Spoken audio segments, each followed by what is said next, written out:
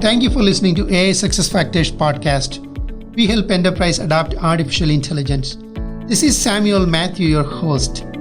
In simple terms, AI adoption is a three-step process: identifying the right AI opportunity, tying it back to a business value, and align it to a business goal. If you're a leader, needs help demonstrating ROI on your existing AI initiatives, or want to get a buy-in for a new AI initiative, you are in the right place. Our mission is to empower enterprise leaders to navigate, transform, and lead by applying AI into their business.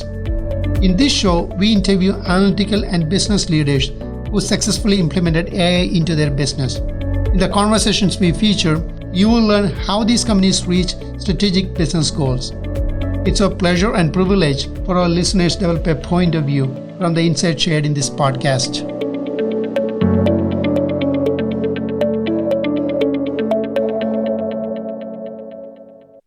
Today, I'm excited to welcome Wes Herzik, Executive Director of Enterprise AI Transformation and Operations at JPMorganChase. Wes leads enterprise AI transformation at JPMorganChase, combining human-centered AI, change management, and experience strategy across operations, technology, product, and risk. His work includes large-scale contact center transformation and building an AI and service design center of excellence. Prior to JPMorganChase, Wes led AI strategy at Dell and founded a service design consultancy. What makes Wes' perspective especially compelling is his focus on moving AI beyond pilots, embedding it into real workflows to drive adoption, governance, and measurable business outcome.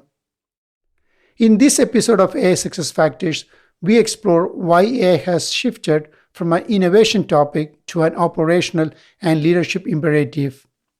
We discuss what it really takes to scale AI beyond pilots, why workflow redesign matters more than task automation, how enterprises balance autonomy with governance in federated models, and why change management must move much earlier, especially as organizations adopt AI agentic systems. This conversation is essential listening for CXOs and AI leaders focused on turning AI investment into measurable enterprise value. Here is our conversation. Hey, Wes, welcome to AI Success Factors podcast. Hi, Sam. Thank you for having me. Absolutely. Hey, Wes, 2026 is going to be an interesting year for a lot of enterprises because after the surge of AI initiatives, especially on agentic AI space last year, we're finally seeing where things landed in 2025. Spinning up a pilot is no longer difficult. The challenge shows up later. Only a small percentage of organizations are seeing true scale.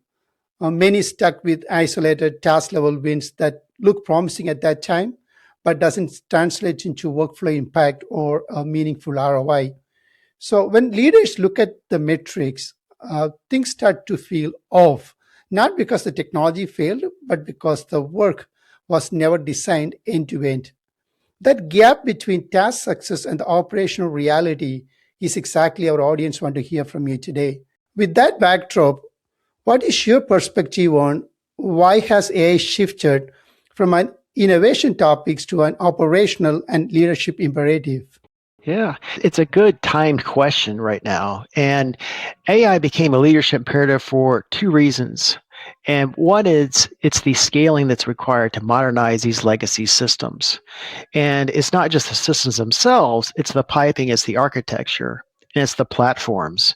So as we look to leverage AI, we're having to go through, and other companies are having to go through a larger exercise of rethinking and investing in with ultimately the larger end-to-end systems that they're working in. Second part to that would be around the agentic systems as well. That requires governance. So as these systems can now plan, execute, and adapt on their own, they need governance behind it. And agentic systems are enforcing that. It's a shift in operating models, the collaboration patterns, and how value gets created. It's converting those AI investments to enterprise value means redesign the workflows, the roles which people are doing their work, and how that work gets done. 2 years ago, that question was, should we explore AI? Now it's, how do we make this work across 1,000 employees? And that shift is something that we're seeing where big investments are being put out. You look at JPMC, it's $2 billion budget investment. Bank of America is putting in a $4 billion commitment right now as well. So this is moving beyond just an R&D experimentation. It's moving to an operational bet that's taking place. Right. So when this becomes an operational priority, the very definition of success changed with it. What looks like a win for pilot, like automating a task or providing a model, often look very different once it dropped into a real workflow, right? From what you have seen, where does that disconnect usually show up? Yeah, it's a good question. I think we ask that quite often, and we're seeing it quite often. And once AI moves from a pilot to scale, it becomes more than just, does this model work? It becomes, has the business moved forward? Has it moved? And in a pilot, you're basically proving the accuracy of the model. You're looking at feasibility. You're standing up a working demo. And you're looking at the user interest. And then when you move on to scale, you need to prove that value. And you're looking at the P&L impact, the sustained adoption that comes with it, and that enterprise risk and governance that I mentioned a little while ago. And this matters because the scaling of AI is no longer an innovation exercise. It becomes a capital allocation operating model decision that's imperative today. So most organizations miss this shift. They're tracking the pilot's task accuracy, user satisfaction, kind of that easy stuff, hours saved as well, efficiency. And those do remain important. But they assume these gains will compound into business value without the harder work of redesigning those workflows, those changing roles that's going to take place for individuals, and embedding AI into how the enterprise actually operates. Also, the financial modeling is needed to prove this ROI. And that's where we hear this 88% of organizations use AI, but only 6% see meaningful financial impact. It's that measurement side, that financial modeling that's necessary to carry it forward. Right. You mentioned something important there, that many teams optimize individual tasks without stepping back to see the entire workflow. So once if we break it down to the processes and then the workflows within the processes, and each workflows have a lot of tasks, right? What do you suddenly see what wasn't visible in the pilot stage when we pulled this out? Yeah, it's another good question, and it's the breaking down of those workflows that actually exposes some opportunities because it reveals where AI can actually fit and actually where it doesn't as well. And so you start to see wasted resources and automation, perhaps automating the wrong things if it needs to be automated at all. And most organizations more or less skip this step. They layer AI into an existing work and wonder why task level gains never show up on the P&L.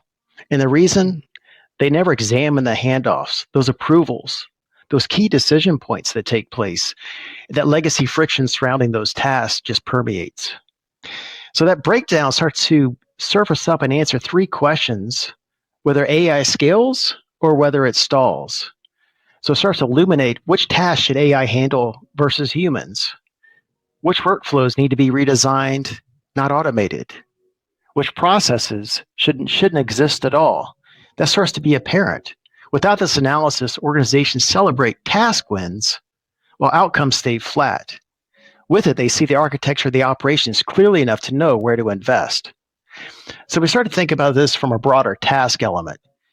Oftentimes we think of an AI tool generally makes an individual task about 20, 30% faster. So you could take like case management as an example. In banking, depending on the complexity of a dispute case, that case could actually continue on for about 4 weeks from an open to a close.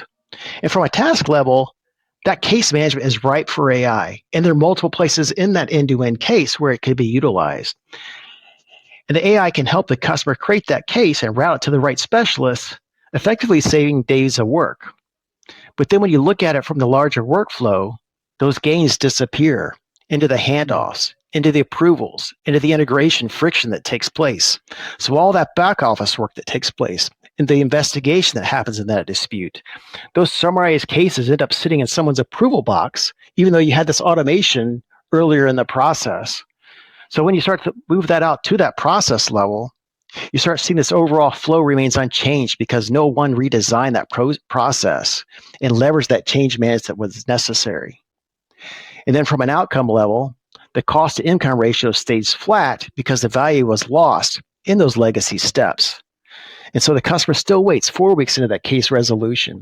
It was never resolved. So even though you put a task level AI insertion, it never worked out through that end-to-end larger workflow and process. That's the common theme we see in a lot of our conversations where the AI projects fails because though they were able to address a particular challenge, the workflow hasn't been changed.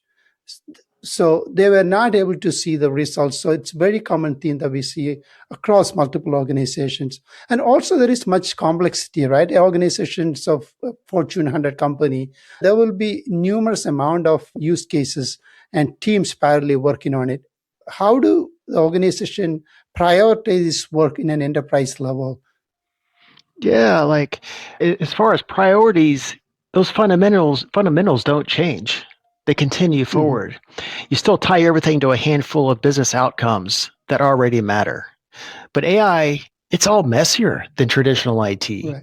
It's iterative. You learn as you build, and those features change. So you have to be disciplined about where you point that effort. Don't prioritize use cases, you prioritize the problems. I've seen that a lot. And so you really have to get to the root of the problem that you're solving for. Start with the business outcomes leadership already tracks, like revenue, cycle time, cost, and risk. And ask what problems, if solved, actually move those numbers. If a use case doesn't connect to something the C-suite already cares about, it shouldn't even be considered. Then be honest about resources as well. You can't fund everything, so pick areas. Go deep and resist the pressure to spread thin just because everyone has a good idea or a vendor brings a solution that'd be easy to implement. And keep those teams aligned by making capabilities reusable. To your point you just mentioned a moment ago. If a team built one transcription service, let others use it across different products. You're building a platform, not a collection of disconnected projects. What I'm reading is that you're describing about a federated organizations where multiple teams working. There should be a common language that will accelerate the efforts. Is that the way you are portraying it? Yeah, a common language, common capabilities, having those foundations shareable is extremely important. So it could be a shared library and then also the data as well. All that should be shareable. So having common APIs, the way that you can connect to that data, having it already under governance protection as well, and then sending that to the team so that they can use it. Right. In a capability lens, it makes sense, right? But still the autonomy matters in a federated organizations. Team wants to move fast and want to experiment and to own the outcomes. So how do you balance that freedom with coherence, especially when thousands of AI initiatives are happening in parallel? Yeah. So can you just tell us a little bit how you approach it? Yeah, well, I'd say it's always a work in progress. And depending on where you are, your resources and your abilities to do it is going to evolve and change. And so typically what you want to have is a hub and spoke type model, something at the center that can start to establish these consistencies. But the key is being precise about what is actually at that hub versus those spokes. So the hub sets standards, policies, and guardrails, has governance attached to it as well, potentially. It defines what's allowed, how things connect, and what that compliance looks like. The spokes would be like those business units that then consume the information. So they own the use case development. They're the ones that create the use case. And they own that execution as well. So they move fast, but with those boundaries, the hub has already been defined. So you have those standards. And what sits at that hub kind of varies. In some organizations, it's a technical team that builds reusable components. In others, it may be governance and compliance. Ideally, it's both. There's no single right answer, but there has to be a clear answer in the process, and it has to be visible and sociable to everyone. The value mode is when that hub operates like a checkpoint, quarterly reviews, manual approvals, everything routed through a committee. That doesn't necessarily work all the time very well. It ends up being more of it kind of stalls the process. So Mhm. guardrails have to be embedded in how the teams work, how they operate, not bolted on after the fact. Mhm. So when you do that, Wes, do you have a framework that you adopt for this? There is a common framework that you adapt? Well, I would say what's common and what has now been widely available and people are hearing more about it is what's coming through in the studies. And what they're realizing is, and what we've seen firsthand, is the scaling of the AI is not so much a tech problem, it's a Right. people challenge. So for internal applications, the question is whether your workforce will actually use it. Will they be able to change their behaviors that you do today? And usually three things have to be true for that to happen. First, make it easy from the start. People won't Right. adopt what they don't understand. So it has to be understandable. And give them the tools that fit into how they already work. Not a separate system they have to log into. So most likely they already log into multiple applications, maybe a dozen on a daily basis to do their job. You're just adding one more if you then have them log into another system and have to look at another interface. So ideally, the information is embedded. The closer the AI is to their daily workflow, the faster it spreads. Second, build skills through doing and not training. Courses help, but hands-on learning is what really sticks, the active learning side of it. Mhm. Pair people who know AI with people learning it. Let them solve the real problems together. That's how capability actually spreads across an organization. And third, make it safe to experiment. Let people have fun, move the needle, but don't have it feel that they're going to be punished for trying. Learning is a good thing. So creating that safe space for teams to test, learn, and share what they find. Celebrate the wins, but also celebrate those failures as well. Celebrate it in terms of what did you learn in the process. Adoption accelerates when people hear from peers, not just from leadership. So make it social, make it visible as well, and share those stories. And as far as managing our adoption side, are people using it? Is it improving the way they work? Is it changing how decisions get made? If you're only tracking pilots launched, you're missing out on the activity and not the adoption. On that context, one of the change that we see recently is the involvement of change management. Earlier, organizations used to treat change management as something that came after the delivery. Now, in AI space, that approach is breaking down. Why does the change management has to move much earlier now? Something you already mentioned where role need to be redefined because unlike traditional projects and like traditional IT, here workflow get redefined, roles get redefined. Is that the reason why the change management at the front, or is there more to it?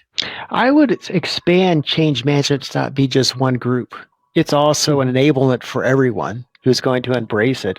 And AI helps move that forward. It makes it possible. So it's beyond just a centralized office of change management. So Mhm. as we think about how we go about this, here's what happens when it comes in too late.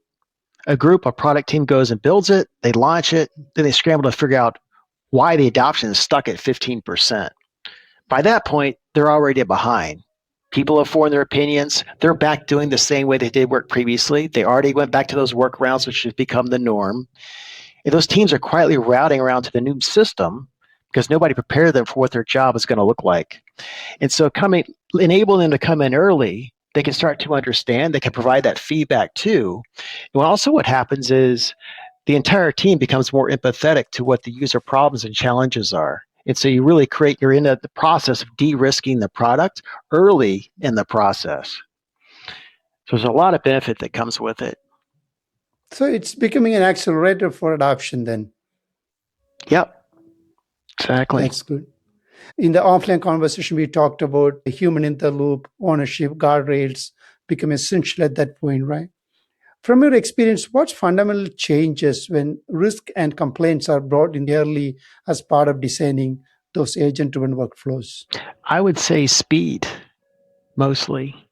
It Mhm. sounds kind of counterintuitive, but it's true. So when risk and compliance come in late, they become more or less a toll gate. It's like a Mhm. checkbox. And teams, when they build something, they then have to wait for that approval to take place. Then get a list of concerns back. Then they rebuild, and all that time and expense is then absorbed. And that cycle ends up adding weeks, potentially months. And it also doesn't really do a whole lot of benefit to the way that people are feeling about their project.